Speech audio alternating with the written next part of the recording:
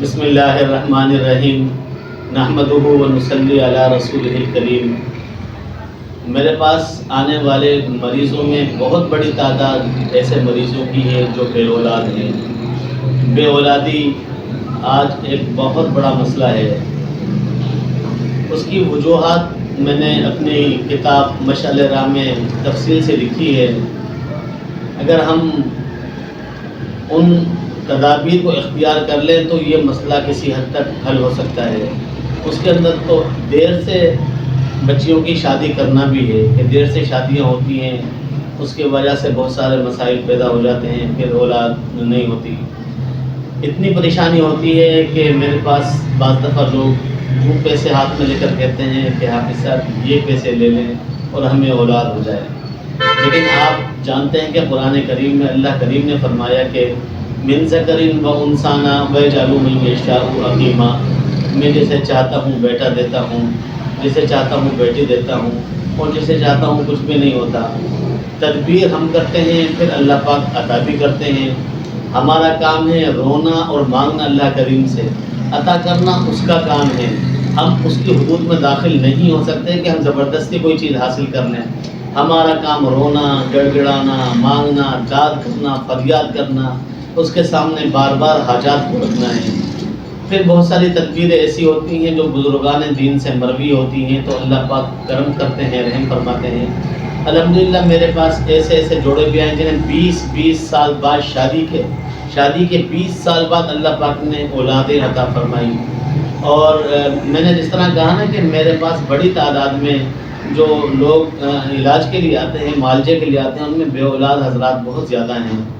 تو اور الحمدللہ فائدہ بھی ہوتا ہے، اس میں میرا تو کوئی کمال نہیں ہے۔ ہوتا یہ ہے کہ عطا تو اللہ پاک کرتے ہیں، لیکن اس کی جو شہرت ہے وہ ہمارے کھاتے میں ڈال دیتے ہیں، تو پھر لوگ متوجہ بھی ہوتے ہیں، رجوع بھی کرتے ہیں۔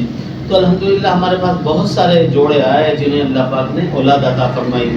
آج میں ایک اپنا ایک خاص عمل آپ کی نظر کر رہا ہوں، جو مجھے سن رہے ہیں، جو مجھے دیکھ رہے ہیں، خدا نخواستہ وہ خود بے اولاد ہیں یا ان کے عزیزوں میں کوئی بے اولاد ہے، تو اس عمل کو کیجئے۔ مجھے اللہ کریم کی محبتوں پر بڑا بھروسہ ہے، اور اس کی محبتوں کو مد نظر رکھ کر کہتا ہوں کہ اللہ پاک اولاد کی نعمت سے ضرور سرفراز فرمائے گا، اولاد کی نعمت سے ضرور مالا مال فرمائے گا۔ میں مختلف حالات میں مختلف جو ہے عمل استعمال کرتا ہوں۔ اچھا، اس کے اندر جو طبی لحاظ سے بھی میں چیک کرتا ہوں کہ اگر جو مرد ہے اس کے اندر اگر اسپرم کا مسئلہ ہے، اسپرم میں جراثیم وغیرہ کمی ہے، یا خواتین میں اگر کوئی مسئلہ ہے تو طبی لحاظ سے اس کا علاج کروانا ضروری ہے۔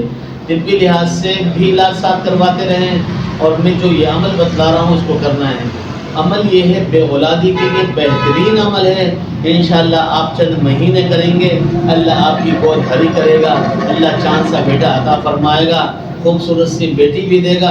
تو آپ یہ عمل کیجئے، انشاءاللہ آپ مایوس نہیں ہوں گے۔ بہت بہترین، بہت لاجواب، مجرب عمل ہے۔ عمل یہ ہے، چاند کی جب پہلی تاریخ ہو، چاند نکل جائے اور آپ دیکھ لیں کہ آج چاند نکل چکا ہے، تو رات کو کسی پہر آپ اٹھ جائیں، اور اٹھنے کے بعد اللہ کا نام ہے یا وہاب، عطا کرنے والا۔ اس کا مطلب ہے کہ عطا کرنے والا، یا وہاب۔ آپ نے مصلی پر پاکیزہ حالت میں بیٹھ کر یا وہاب 4000 مرتبہ پڑھنا ہے۔ 4000 مرتبہ یا وہاب آپ نے پڑھنا ہے۔ ہر 1000 کے بعد ٹوٹل کتنا؟ 4000۔ ہر 1000 کے بعد آپ نے دعا پڑھنی ہے۔ دعا یہ ہے، الباعث ببابکا، الباعث ببابکا یا وہاب ھب لی ذریۃ طیبہ۔ پھر سن لیجئے، الباعث ببابکا یا وہاب ھب لی ذریۃ طیبہ۔ یہ دعا آپ نے ہر 1000 کے بعد 14 مرتبہ پڑھنی ہے۔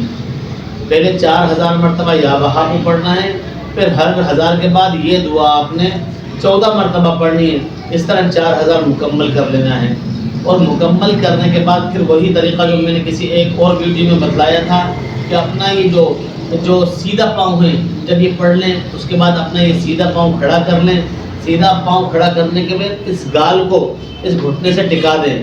اگر پیٹ موٹا ہوگا تو نہیں ٹکے گا، اس کو ٹکا کر دونوں ہاتھ جو ہے زمین پر لگا دیں. زمین پر لگانے کے بعد گڑ گڑا کر اللہ سے دعا مانگیں اپنی اولاد کے لیے.